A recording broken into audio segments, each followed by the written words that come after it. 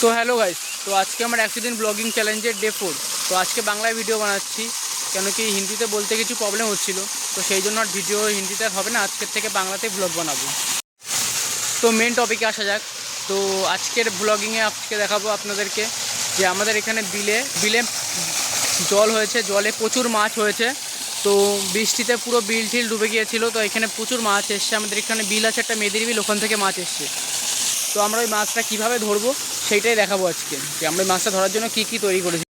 তো আমাদের এখানে এই সামনে দেখতে পাচ্ছেন নারকেল গাছের কটা পাতা দেওয়া আছে। এটা দেওয়ার কারণ হচ্ছে কি, এটা দিলে পরে নিচে মাছগুলো আসতে পারবে।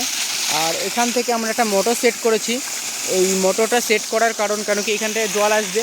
এখানে পুরো বিল যতদূর দেখতে পাচ্ছ জল জল, প্রচুর মাছ আছে এখানে। তো এখানটায় জল যেহেতু লাফাচ্ছে, তো মাছরা এখানে আসবে। তো এই মোটরটা দেওয়ার কারণ হচ্ছে কি এটাই, যে এই জলের স্রোতে মাছগুলো খেলা করতে আসবে এখানে। আর যখনই মাছগুলো খেলতে আসবে, তো এইখান থেকে ড্রেন করা, এই ড্রেন থেকে মাছগুলো এই নেটের মধ্যে চলে যাবে। তো এটা আমাদের পুকুর, তো এই পুকুরে মাছগুলো থাকবে। আর এই ছোটো নেটটা থেকে পরে বেছে বেছে বের করা হবে বড় মাছ আর ছোটো মাছ। তো এই যে দেখতে পাচ্ছ এই মোটরটা সেট করা যায়, মিনি মোটর, এটা ছোটো মোটর। তো এইখানে জলটা স্রোতে মাছগুলো এখানে খেলা করতে আসবে। তো আপনারা তো জানেনই, যেখানে স্রোত হয় সেখানে মাছ থাকে। তো এইখান থেকে মাছটা এইখান থেকে আসবে, আস্তে আস্তে এইখান থেকে এখানে যাবে। আর এখানে কিছু পানা দেওয়া হয়েছে, যার কারণে মাছগুলো এখানে যাতে বুঝতে না পারে, এখানে একটা জাল বিছানো আছে। তো এখান থেকে মাছটা আস্তে আস্তে আসবে, তো এসে এই নেটের মধ্যে চলে যাবে।